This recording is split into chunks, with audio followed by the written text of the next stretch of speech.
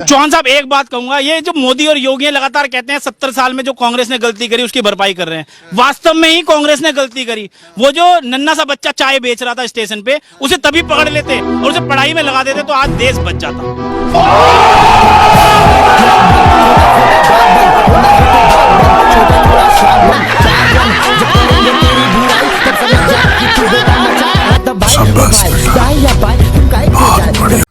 Hello दोस्तों, मैं हूं फेरोज शेख और आप देख रहे हैं BN5 न्यूज़।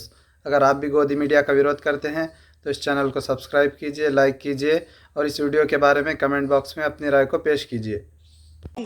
इस देश में अतीत में जितनी महामारियां फैली, कांग्रेस का शासन था और आपके बाहों पे भी जो चवन्नी जैसा निशान होगा ना, वो कांग्रेस के शासन का निशान है। गजब बेइज्जती है। और ये भी बता दूं आपको, अभी तक जितनी सरकारें आई सभी सरकारों ने मुफ्त टीकाकरण किया, मुफ्त। आप कोई नया काम नहीं कर रहे हैं।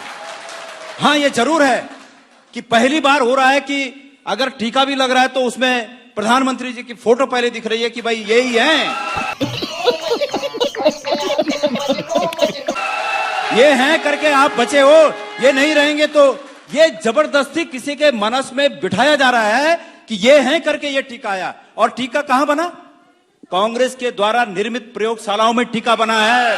अरे बाप रे, ये तो धोती खोल रहा है।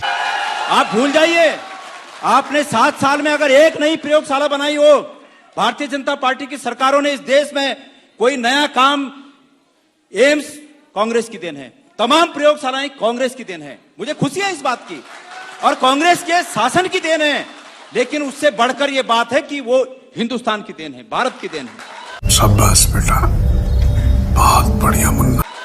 मुझे इस बात पर फक्र है। आप इसको किसी एक व्यक्ति का श्रेय मान रहे हैं कि उस व्यक्ति का श्रेय है। इस सज्जन को क्या तकलीफ है भाई? क्या तकलीफ है इनको?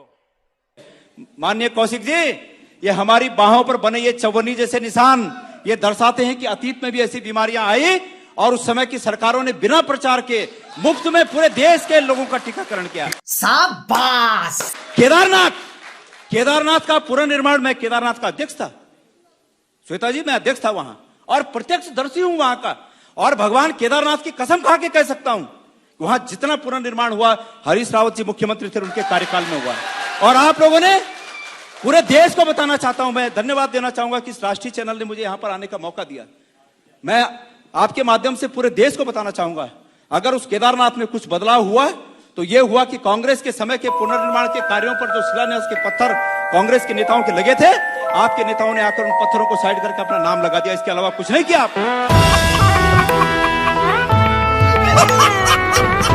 हिपोक्रेसी की भी सीमा होती है। म्यूजिक